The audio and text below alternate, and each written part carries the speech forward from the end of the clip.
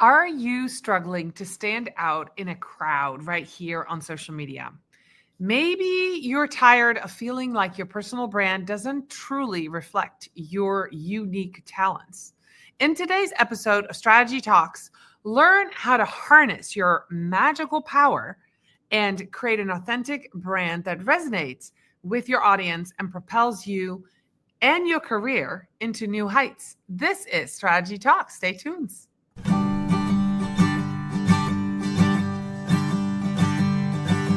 Let's strategize together. Let's hear it from an expert.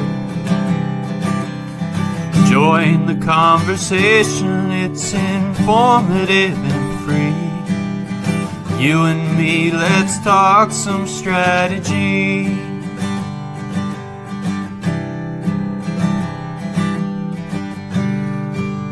Here's your host, Morin-van.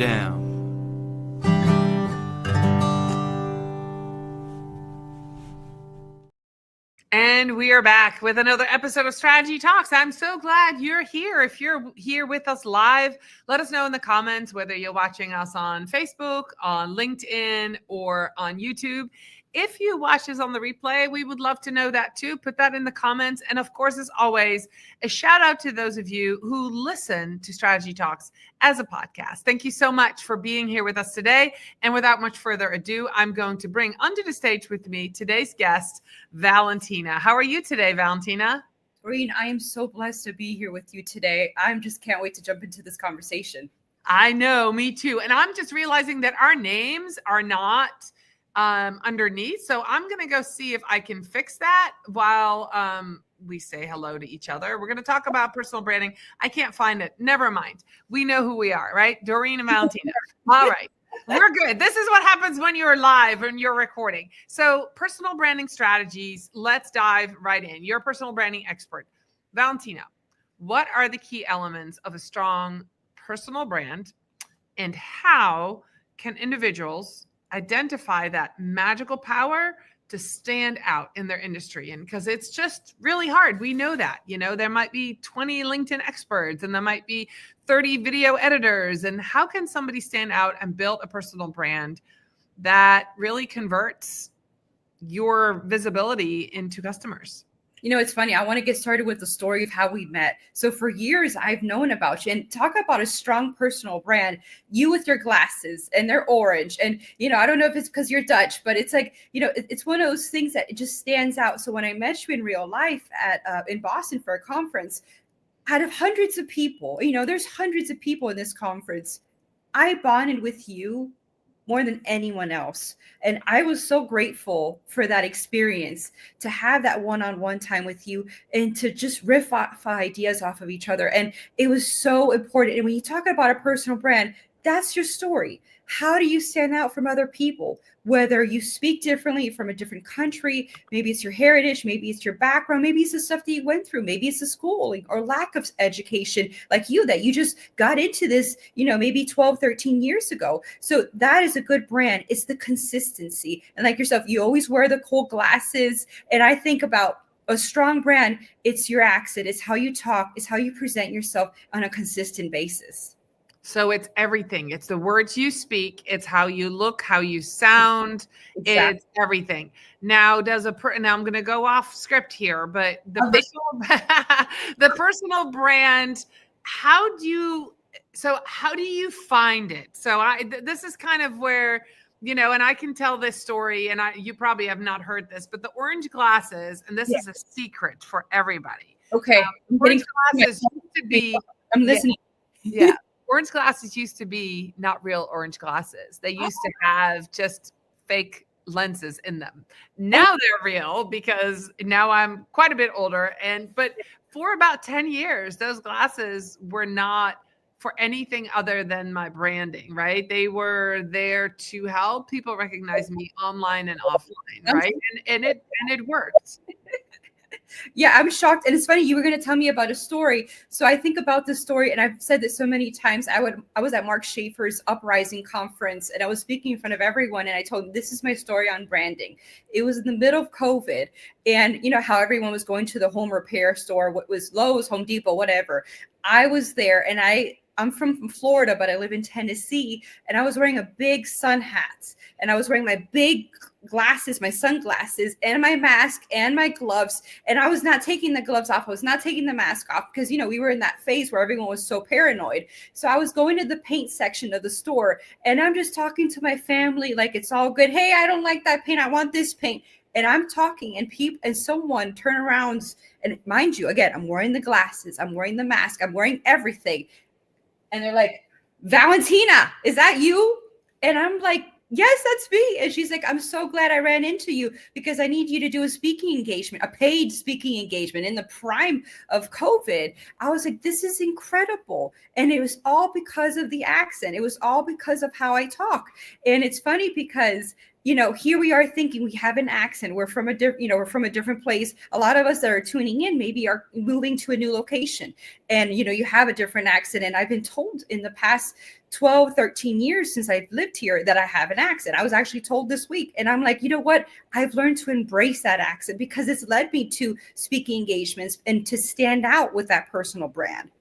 Absolutely. I would say lean into it and lead with it, right? So how has personal branding evolved from before the internet to now, right? Particularly with the rise of social media platforms, where Instagram, where we can do live, and TikTok and LinkedIn. Yeah. How has it changed from a personal brand, say, pre-digital marketing, if there was even a thing as a personal brand before then? You didn't have the leverage back then. So you either had to pay someone to show up on TV. Now anyone can be have a presence, have a personal brand. And you can also not have a personal brand. You're not intentional. You're not working it. And that is your brand as well. So now with social media, you can have a conversation with your clients and prospects and audiences using Instagram, using LinkedIn, using TikTok. And there's different avenues depending if you're B2B or B2C. That's really great. So before the internet, we would, like you said, through radio personalities, TV, and movies, right? That's how people got a personal brand, especially say you're an actor and you're always cast as a cowboy.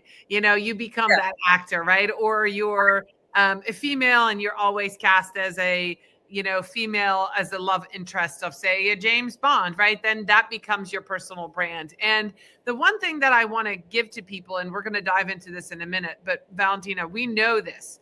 You steer your personal brand, right? You are at the steering wheel of it. You get to decide where it goes. Now, sometimes, and this is again off script, but sometimes things happen and your personal brand gets a little push in a direction you don't want. Mm-hmm. What happens and what do we do when that happens? I think you're going to have to find something to make you bounce back, whether it's volunteering or doing something good for someone else and posting that. And there's, they say that there's about 2% of people that are negative Nancy's, and I'm doing the air quotation marks here, but there's those people that no matter what you do, they're always going to be negative towards what you do. And I think it's not letting it get to you. Of course, dwell on it for 5 minutes or maybe 5 hours, but learn to bounce back from that and doing, putting those values, those missions, those things that you always do on a consistent basis out there. All right. So how do we say, somebody's working on the personal brand and they used to be a founder of a SaaS company, and now they want to be known as Nurse Nancy. I mean, I'm just making it up. Yeah. How do you make a switch from what you're known for because of how other people perceive you to you have a career change and you want to build this new personal brand? Because now we know, the search engines remember you forever. There's now AI out there who's scouring. What are some actions that somebody can do and say, I Googled myself and I'm not really liking what I see on my personal brand. Are there any practical things that you can give us that can help us get found for what we actually want to be found for? That's a great question because I just worked with someone. She's actually my mentor, and she's known for business development, small business development, and anything related to small business. But she also has this passion for photography. And I was working with her recently. I'm like, look, why don't you do this post on LinkedIn? And of course, LinkedIn is great because if someone were to Google you, your LinkedIn profile, if you have it complete and set up, it's probably going to be maybe the second or third thing that people see when they do Google you. So I told her, why don't you do a post saying, hello, let me allow myself to introduce myself. I'm also, I do this and this and this, but I'm also a photographer. I'm also doing this. I'm doing headshots, and explain, okay, I'm still doing that other stuff, but now I want you guys to know me for this. And you have a great picture yourself and you post it on LinkedIn, because that's where your audience is. I think LinkedIn is a great tool for thought leadership to get yourself out there, specifically with the personal brand. I also think you can utilize Instagram to your advantage when you want to do a little change or pivot to your career. That's excellent. So putting out the information that you want, and then putting everything in place so that the search engines and AI picks up on the additional keywords that you want to be known for, correct? Yes. So let's move that conversation then to, you just said thought leadership. Let's go into C-suite, right? So we've got company founders, we've got, C-suite, a CMO, a CFO, a COO, a CEO, right? And they've outsourced their marketing to their team over there in the corner. And they're working really hard, and they have LinkedIn pages and Facebook, and maybe they dare go on TikTok, especially if they're B2B brand. They probably have been kind of put in a box and said, this is all you can do. Exactly. What would you say to the C-suite about personal branding, about how it can, and if it can, enhance everything else that their team is doing for the brand? Yeah, so that's a great question. With LinkedIn, the first step would be posting and sharing stuff from the company pages. But again, thinking about that thought leadership, is there something that you've read? Maybe all these folks, anyone that ends with an O usually reads a lot of books. And so that's the plan. Maybe reading a book about marketing, reading a book about business, giving some background saying, hey, this was the takeaway that I got from this book, or I went to this conference. Here are the 3 things that I learned, or here are the 6 tips that my mom probably wouldn't be able to share with you about having a business. So adding those thought leadership, adding those type of posts, because when you think about LinkedIn, 4 of the 5 people there are decision makers. So it has 2 times the buying power. So that's the place where you can just put your brain dump of your ideas and put it out there. All right. I want you to repeat those numbers. I love this. 4 Okay. out of 5 people on LinkedIn are decision makers. And they have 2 times the buying power. So that is where your audience is. When you're posting something on LinkedIn, this is just basic strategy, very quick tips. But when you're posting on LinkedIn in that 1 hour, it's pushing to 10% of your audience. So when you're thinking, okay, should I just be posting every single day? Another thing to think about with LinkedIn is not so much the posts. When you post something, it gets 1/10 the reach. What gets a lot of traction and gets 1/3 the reach is the commenting. So I release you. I release you from thinking that you have to post every single day. What I want to emphasize is when you do go on LinkedIn, try to comment on people's posts, and that's going to push you to new audiences. Specifically, if you just connected with someone in the past 2 weeks, it pushes, and this is what I read somewhere, it pushes 100% of your content to those new contacts that you've had within those first 2 weeks. And then when you think about posting, you're like, oh, Valentina, I don't like to be on pictures. I don't like to do videos. When it comes to LinkedIn, you don't always want to do videos, or you always don't want to do pictures, or you don't always want to do carousel posts. Actually, if you do the same 3 things in a row, it reduces reach by 30%, with the exception of text only. Okay, that was a big mouthful. Okay, that's a lot. That's a lot. Now, that's incredible insight. I've been doing a lot of video, and in 2025, my reach on video has really, really diminished. Okay, I didn't hear that. I'm covering my ears right now. But yeah, it did. No, it has. But yeah, I also think that usually that happens because behind the scenes, LinkedIn is doing something. From July 24 until December 24, I was posting 1 video a day, Monday through Friday. I actually tried weekends. Nothing worked on the weekend, but Monday through Friday, got huge reach, and I felt like every second or third video was going into that video feed. It was being pushed out. There was 1 week I had over 2 million impressions, like lots of crazy. That deserves a slow pause. Hold on. 2 million. That's a lot. Yes, in 1 week. So that was happening. And then as of January, not a single one of my videos has gone into that news feed, has been pushed out by LinkedIn. And I heard somebody say, yeah, LinkedIn stopped pushing that kind of content out. It's still worthy. They're still saying, year over year, 36% growth on video. People are doing more video. So my thought is that some new things are coming out with video on LinkedIn. Yeah, and there's every time spicy stuff going on LinkedIn. Right. And especially with video, what if we could leave video comments? Right. Yep. What if we could, make playlists of videos that we save, or there's all kinds of things. So I'm hoping, and what if we could go live just from our phone without a third party app? Exactly. That would be amazing. So if my thought is that that's what's happening, and making it better. But I love what you said. So if you have 3 videos in a row, that's when it diminishes by 30%. That's what I heard you say. So what you're saying is variety. Exactly. And so maybe you don't want to do video. And the thing with video is that what happens with a video? I've heard this discussion with Richard Bliss, and he talks about how if you watch a video, what's the action step? So then another video starts auto-populating. So that's the thing with videos. You do a video, unless there's an action item, okay, I need to stop what I'm doing, click on something, the person's not going to take that action item. They're just be, okay, that's great. And then another video auto plays. So maybe you want to think about those contribution posts or those articles where it says you've been selected to add your input on this collaborative article. That's maybe a good way to be a thought leader without having to think about, oh my goodness, what am I going to post? Do I have to get my hair done, get my little blazer on and look cute? No, maybe you just spent your time doing those collaborative articles where you're just, giving your insights, and that gets so much reach. Or maybe you're very good at designing these beautiful images. So maybe you're going to do a collage or those type of catalogs where people are just swiping and looking at your PDFs. Maybe you're really good on words, but you're not really good on video. That's really great advice. Okay, so that's the C-suite.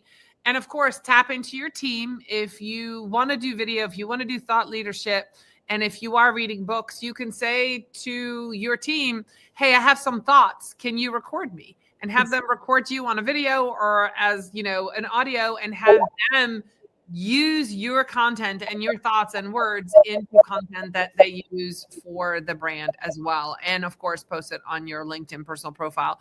So how about, are there any strategies that we need to be aware of for maintaining authenticity while building that strong personal brand, especially those who might feel uncomfortable with self-promotion? How can we stay authentic, but still make sure that people know we're for hire? You can come to our agency. We can help you. How do we do that? I wanted to jump in just one more thing with the last one. Another thing that's gotten a lot of traction is those LinkedIn newsletters. So keeping people within LinkedIn. So this is what I currently do. Every week I blog once a week, and I blog. It takes me a couple of days to come up with something. Then I post it on my blog. Then I put it on my email newsletter on a Friday, and it blasts out to my email subscribers. And then that Sunday, I do this every 2 weeks. So I'm very mindful of what I'm going to post on LinkedIn. I repurpose that blog post that was on my website, and I post it on my LinkedIn. And that has gotten so much traction. To tell you, for the small business owners, this tip is for you. This is dedicated to you, for the small business owners that are listening to me right now. When I posted my first blog article on the LinkedIn newsletter, a professor of mine that I had not spoken to in 13 years from my MBA program reached out to me the next day. And I'm like, this is the power of that blog, that newsletter within LinkedIn, having people to subscribe to your newsletter. So when you think about what I just said, it takes me a couple of days to blog. So I usually have my blog post by Wednesday. Thursday, I put it on my blog. Friday, I put it on my email newsletter. And then on Sunday, depending on I do it every 2 weeks. On Sunday, I push it out right at the time, like Sunday morning when people are having their brunch, church hour, what have you. I post it then, and then it gets all this traction. So think about, how can you become consistent? And what I'm blogging about is not that exciting. I'm basically recapping. Don't say that. Don't say that. Hey, look, Doreen, this is huge. One of my first, what I did is I do a recap of the Marketing Profs B2B forum. So you were one of the first people that I blogged about. I'm like, this is the takeaway from her session about spying on competitors. And like, I've referenced the tools that you mentioned in my blog post. And then I posted on my newsletter. And then, like I said, and so think about that sequence. Think about the day of the week. Think about how you can be consistent. Maybe Fridays is your down day. Maybe it's your virtual day or admin day. That's the day you can do some brain dump of content that you want to do. And maybe that's the day that you get all dolled up and get ready to do videos. Find the day of the week that works best for you. Another thing that I heard from Dana Malstaff, she said something about how using AI has been very good for her because you could just plug in all your information, say, okay, this is my website. This is the tone of how I talk. This is how I speak. And maybe you're not ready. This week we're going through a full moon. Maybe you're not in the right state of mind. So you use your AI to keep you consistent. So no matter what you post, it sounds like you, no matter if there's a full moon or not. No, I totally agree with that. I definitely have whole conversations with AI. I've uploaded my strategy talks, my podcast. I've said, this is my tone of voice. This is how I interview. It helps me come up with interview questions for my next guest, right? So that makes sense. But what I just heard you say is if you want to build a personal brand, it takes consistent effort. And all the stuff that you just said, that's what you said. You have to make yourself, and this is for those of you who freelance or have an agency, and I've heard my friend Malou says this all the time, be your own best client, right?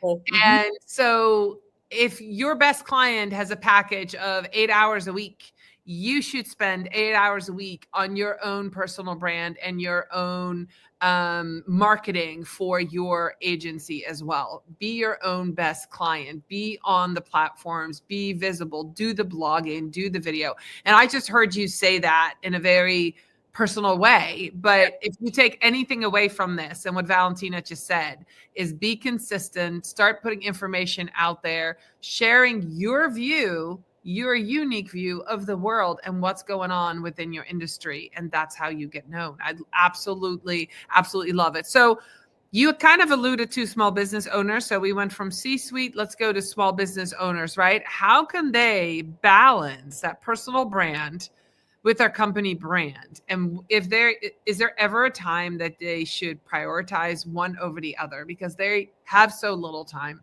And by the way, if your excuse for everything is you're too busy, you have a systems problem. You don't have, you have a time management problem.